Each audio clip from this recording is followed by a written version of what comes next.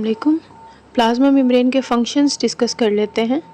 Plasma membrane it serves as semi porous barrier to the outside environment. Porous basically ऐसी चीज़ को कहते हैं जिसमें जो है वो सुराख मौजूद हो, जैसे कि जालीदार कपड़ा जो होता है उसके अंदर पोर्स मौजूद होते हैं, चीज़ें जो है वो इजीली पास आउट हो जाती हैं। ठीक है, सेमी पोरस से क्या मुराद है कि ऐसी चीज़ जिसमें कहीं कहीं पोर्स हैं, कहीं कहीं पोर्स नहीं हैं।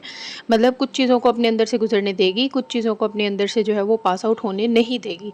तो प्लाज्मा मेम्ब्रेन जो है it serve as semi porous barrier, semi porous के तौर पे एक्ट करती है। मतलब अपनी बॉडी के अंदर से कुछ चीज़ों को गुजरने दे देती है, सेल के अंदर जाने देती है, कुछ चीज़ों को अपने अंदर सेल के अंदर जो है वो नहीं जाने देती to the outside environment.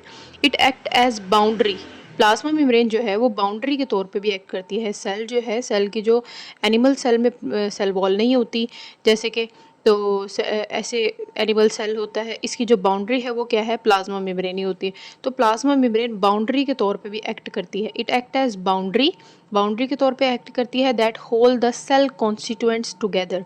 Plasma membrane अगर ना होती तो सेल की बाकी चीज़ें जो है वो बिखर जाती। तो चीज़ों को इकट्ठा करने के लिए बाउंड्री के तौर पे भी प्लाज्मा मेम्ब्रेन काम कर रही होती है। जैसे हमारे घर की दीवारें जो है वो हमारे घर की बाउंड्री बनाती हैं, इसी तरह सेल की बाउंड्री बनाने के लिए प्लाज्मा मेम्ब्रेन होती है, जो कि सेल के सामान को एक जगह पर इकट्ठा किए हुए रहती है। नेक्स्ट पॉइंट है it is permeable to specific molecules. It is permeable मतलब प्लाज्मा मेम्ब्रेन, परमिएबल का मतलब है गुजरने देती है, टू स्पेसिफिक मॉलिक्यूल्स, कुछ खास किस्म के मॉलिक्यूल्स जो हैं वो उनको पास आउट होने देती है प्लाज्मा मेम्ब्रेन। प्लाज्मा मेम्ब्रेन जो है कुछ खास किस्म के मॉलिक्यूल्स को अपने अंदर से पास आउट होने देती है। उसके अलावा कुछ छोटे छोटे मॉलिक्यूल्स हैं, वो मॉलिक्यूल्स जो कि सेल को, जिनकी सेल को ज़रूरत होती है, जैसे कि हमारे पास न्यूट्रिएंट्स हैं जिनकी सेल को ज़रूरत होती है, कुछ एलिमेंट्स होते हैं जिनकी ज़रूरत होती है सेल को।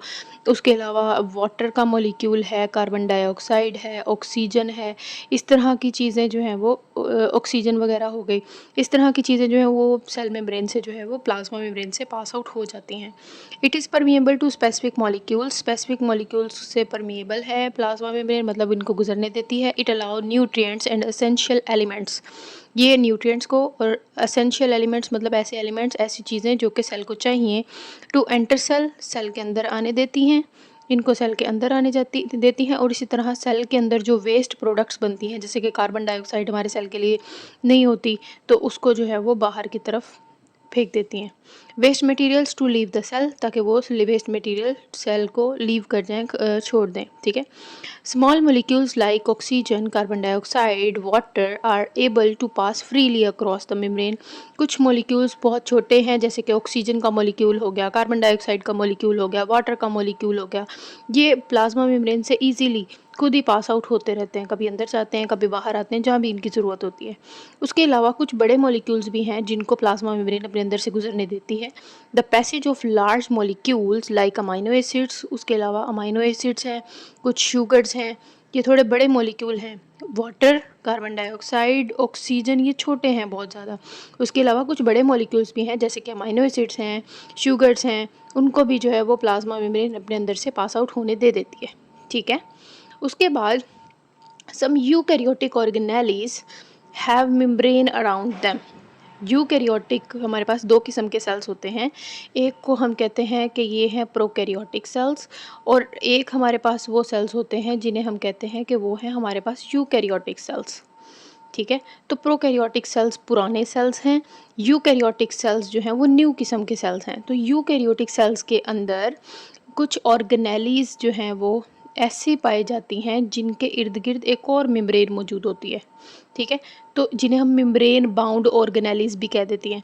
तो सम यूकैरियोटिक ऑर्गेनेलीज, यूकैरियोटिक के अंदर जो ऑर्गेनेलीज पाई जाती हैं, हैव मेम्ब्रेन अराउंड देम, उनके इर्द गिर्द भी जो है वो कुछ खास किस्म की मेम्ब्रेन मौजूद होती है, जैसे कि माइटोकॉन्ड्रिया डबल मेम्ब्रेन होता है। उसके अलावा जो है वो बहुत से जो हैं वो ऑर्गेनेलीज हैं जो कि डबल मेम्ब्रेन होते हैं। ठीक है, like plasma membrane, these membranes also regulate flow of material into and out of organelles।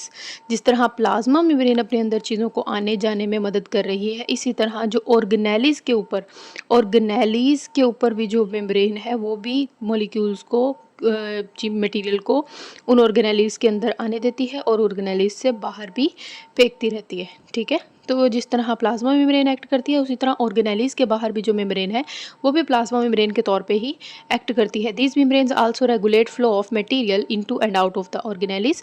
ये मेम्ब्रेन भी जो है वो मटेरियल को आने में और जाने में मदद कर रही होती हैं। उसके बाद कुछ टेक्निक्स है, techniques to study structure of plasma membrane. Plasma membrane के स्ट्रक्चर को स्टडी करने के लिए कुछ टेक्निक्स दी हुई हैं आपकी बुक में। इन टेक्निक्स से बेसिकली हमारा ज़्यादा लेना देना नहीं है, तो इस वजह से हम इनको जो है वो एज इट इज़ जो है वो याद करेंगे। ठीक है, पहला है transmission electron microscope. Transmission electron microscope ऐसी माइक्रोस्कोप थी, इलेक्ट्रॉन माइक्रोस्कोप की ही एक टाइप है जिसमें आप किसी चीज़ के अंदर का स्ट्रक्चर देखते हैं। ठीक है, TEM भी जिसे हम कह देते हैं, reveal detailed structure of lipid bilayer. Plasma membrane हमने देखनी है तो प्लाज्मा मेम्ब्रेन लिपिड बाइलेयर की बनी हुई है, तो ट्रांसमिशन इलेक्ट्रॉन माइक्रोस्कोप से लिपिड बाइलेयर का स्ट्रक्चर जो है वो डिटेल में देखा जा सकता है, एंड एसोसिएटेड प्रोटीन्स। और लिपिड बाइलेयर में जगह जगह जो प्रोटीन्स लगी हुई हैं प्लाज्मा मेम्ब्रेन में, हमने प्लाज्मा मेम्ब्रेन का स्ट्रक्चर पढ़ा था कि लिपिड बाइलेयर है, लिपिड की इस तरह 2 लेयर्स हैं और फिर इनमें कहीं कहीं जो है वो प्रोटीन्स लगी हुई हैं। ठीक है, तो इन प्रोटीन्स का और लिपिड बाइलेयर का डिटेल स्ट्रक्चर अगर हमने देखना है तो हम ट्रांसमिशन इलेक्ट्रॉन माइक्रोस्कोप भी इस्तेमाल करके देख सकते हैं। TEM reveal detailed structure of lipid bilayer. Lipid bilayer का डिटेल स्ट्रक्चर देखने के लिए और उसके अलावा प्रोटीन्स का, जो प्रोटीन्स दरम्यान में लगी हुई हैं उनका स्ट्रक्चर भी देखने के लिए ट्रांसमिशन इलेक्ट्रॉन माइक्रोस्कोप का इस्तेमाल किया जा सकता है। उसके अलावा scanning electron microscope. Scanning electron microscope ऐसी माइक्रोस्कोप हैं जो किसी चीज़ को बाहर वाली सरफेसिस को देखने के लिए इस्तेमाल होती हैं, जिन्हें हम SEM भी कह देते हैं। SEM useful for examine surface topology of cells and membranes. Cell के सरफेस को देखने के लिए, सरफेस टोपोलॉजी मतलब सरफेस के ऊपर चीज़ें कैसे अरेंज हुई हुई हैं, लिपिड बाइलेयर कहाँ पर है, प्रोटीन कहाँ पर है, इस तरह चीज़ों को सरफेस टोपोलॉजी देखने के लिए स्कैनिंग इलेक्ट्रॉन माइक्रोस्कोप को इस्तेमाल किया जाता है। SEM useful for examine. SEM जो है वो मुफीद है देखने के लिए सरफेस टोपोलॉजी, सरफेस वाली चीज़ों को, ऑफ सेल्स की एंड मेम्ब्रेन्स की। इसके बाद हमारे पास है कॉन्फोकल माइक्रोस्कोपी। माइक्रोस्कोपी की ही एक और किस्म है जिसे हम कॉन्फोकल माइक्रोस्कोपी कहते हैं। इसमें जो है वो लेज़र का इस्तेमाल किया जाता है और सेल मेम्ब्रेन का जो है वो अच्छा डिटेल में इमेज देखने के लिए लेज़र से स्कैन किया जाता है या फिर फ्लोरेसेंस मतलब लाइट का इस्तेमाल करते हैं। Confocal microscopy uses laser scanning इस्तेमाल की जाती है कॉन्फोकल माइक्रोस्कोपी में, एंड फ्लोरेसेंस लाइट का इस्तेमाल किया जाता है to create sharp detailed image of cell membrane का ही अच्छा सा, शार्प सा, साफ सा और डिटेल स्ट्रक्चर देखने के लिए। ठीक है, फिर उसके बाद है total internal reflection fluorescence microscopy. ये भी एक टेक्निक है। It is used for high resolution images. High resolution images मतलब ऐसी इमेजेस जिनका इमेज जो है वो बिल्कुल क्लियर हो, उनका एक एक पॉइंट जो है वो साफ दिख रहा हो। High resolution images of membrane का हाई रेजोल्यूशन इमेज देखने के लिए इस्तेमाल की जाती है, and it's interaction with cytoskeleton. और सेल मेम्ब्रेन जो है वो साइटोस्केलेटन के साथ कैसे लगी हुई है, जैसे हमारी बॉडी के अंदर स्केलेटन मौजूद है और हमारा गोश्त जो है वो स्केलेटन के ऊपर चिपका हुआ है, इस तरह जो है वो हमारी बॉडी बनती है। इसी तरह सेल के अंदर भी जो है वो एक ख़ास किस्म का स्केलेटन होता है जिसे हम साइटोस्केलेटन कहते हैं। तो ये सेल मेम्ब्रेन जो है वो इस साइटोस्केलेटन के साथ अटैच होती है, कहीं ये सेल मेम्ब्रेन इधर उधर ना हो जाए, इसलिए जो है वो ये इनका आपस में क्या इंट्रैक्शन है साइटोस्केलेटन का और सेल मेम्ब्रेन का, ये भी देखने के लिए total internal reflection fluorescence microscopy इस्तेमाल की जाती है। और उसके अलावा सेल के अंदर और कौन कौन से कंपोनेंट्स पाए जा रहे हैं, सेलुलर कंपोनेंट्स जो हैं वो, उनका भी डिटेल स्ट्रक्चर देखने के लिए total internal reflection fluorescence microscopy का इस्तेमाल किया जाता है। उसके अलावा इसके बाद है atomic force microscopy. Atomic force microscopy it provides topographical, topo मतलब टॉप का, मतलब सेल के बाहर का, टॉप का बाहर का, topographical image of cell membrane at high resolution. Atomic force microscopy जो है वो इस तरह की एक टेक्निक है जिसके अंदर सेल मेम्ब्रेन का बाहर के रीजन की जो है वो clear image, high resolution image जो है वो तैयार की जाती है।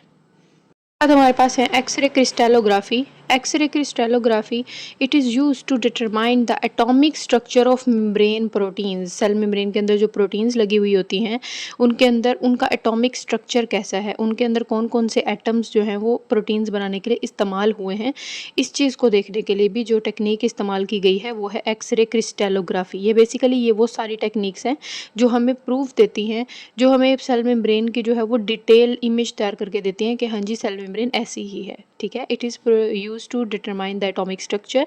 एटॉमिक स्ट्रक्चर देखने के लिए जो है वो एक्सरे क्रिस्टलोग्राफी इस्तेमाल की जाती है मेम्ब्रेन्स की प्रोटीन्स का। ठीक है, मेम्ब्रेन के अंदर जो प्रोटीन्स मौजूद है उनका एटॉमिक स्ट्रक्चर देखने के लिए एक्सरे क्रिस्टलोग्राफी इस्तेमाल की जाती है। उसके बाद है लिपिडोमिक्स, ये भी एक टेक्निक का नाम है। It involves complete analysis of lipids, नाम से ही जाहिर हो रहा है लिपिडो मतलब लिपिड्स का स्ट्रक्चर बेसिकली इसमें हम देखते हैं। इट इन्वॉल्व कंप्लीट एनालिसिस, इसमें जो है वो कंप्लीट एनालिसिस किया जाता है लिपिड्स के स्ट्रक्चर का। ठीक है, इन सेल मेम्ब्रेन के अंदर using techniques like mass spectrometry, जैसे कुछ और टेक्निक्स भी हैं जिन्हें मैस स्पेक्ट्रोमीट्री कहते हैं। ठीक है, इस तरह की टेक्निक्स को इस्तेमाल करते हुए सेल मेम्ब्रेन में मौजूद लिपिड्स का कंप्लीट एनालिसिस जो है वो किया जाता है। फिर उसके बाद है fluorescence recovery after photo bleaching. Photo bleaching के बाद फ्लोरेसेंस की रिकवरी जो है वो ये भी एक टेक्निक है। It is use to study the mobility, इसमें जो है वो हम मोबिलिटी बेसिकली कहते हैं किसी चीज़ का हिलने को। ठीक है, मोबिलिटी मूव करने को कहते हैं किसी चीज़। It is use to study the mobility, इसमें हम मोबिलिटी को स्टडी करते हैं एंड डायनामिक्स और सेल मेम्ब्रेन की बदलती हुई नेचर को जो है वो स्टडी करते हैं of cell membrane proteins and lipids. Cell membrane में जो प्रोटीन्स और लिपिड्स हैं वो बेसिकली एक ही जगह पर नहीं रहती, वो हिलती जुलती रहती हैं, वो कभी इधर मूव करती हैं कभी उधर मूव करती हैं। तो बेसिकली उसकी मोबिलिटी, इनकी लिपिड्स की और प्रोटीन्स की मोबिलिटी और उनकी डायनामिक्स और इनके अंदर क्या क्या चेंजिंग्स आ रही हैं, उनकी शक्लें कहाँ कहाँ तब्दील हो रही हैं, इस चीज़ को स्टडी करने के लिए फ्लोरेसेंस रिकवरी टेक्निक इस्तेमाल की जाती है। It involves bleaching a fluorescently labelled region of membrane with laser. इसमें बेसिकली क्या किया जाता है, सेल मेम्ब्रेन का एक हिस्सा जो है वो लेबल कर दिया जाता है। ठीक है, ब्लीचिंग करके या फ्लोरेसेंस वगैरह उसके ऊपर डाल के जो है वो उसको लेबल कर दिया जाता है। And observing the recovery of fluorescence as unbleached molecule move into the area. और फिर जो है वो मॉलिक्यूल्स जब एक जगह से दूसरी जगह मूव करते हैं तो पता लग जाता है कि ये जो हमने रंग किया था मॉलिक्यूल, ये जो हमने कलर किया था लेज़र से, वो कहाँ चला गया मॉलिक्यूल, मतलब कैसे जो है वो मूवमेंट हो रही है सेल मेम्ब्रेन के अंदर। ठीक है, तो it is use to study the mobility and dynamics of cell membrane proteins and lipids. Cell membrane की प्रोटीन और लिपिड की हरकत को देखने के लिए जो है वो फ्लोरेसेंस रिकवरी टेक्निक इस्तेमाल की जाती है। It involves bleaching a fluorescently labelled region of membrane with laser. इसमें जो है वो जिस जगह पर रोशनी डाली गई होती है वहाँ पर जो है वो उसको लेज़र से जो है वो क्या कर देते हैं, ब्लीच कर देते हैं या फिर उसको कलर कर देते हैं। And observing the recovery of fluorescence as unbleached molecules move into the area. और फिर जो है वो उनकी बाद में जो सेल जो है वो मॉलिक्यूल्स जो हैं वो मूव करते हैं, उसके बाद उनकी जो है वो रिकवरी देखी जाती है कि वो कहाँ गए मॉलिक्यूल्स, कैसे मूवमेंट हुई। अगर आपको कोई बात समझ ना आए तो आप मुझसे कमेंट में पूछ सकते हैं। अल्लाह हाफिज़।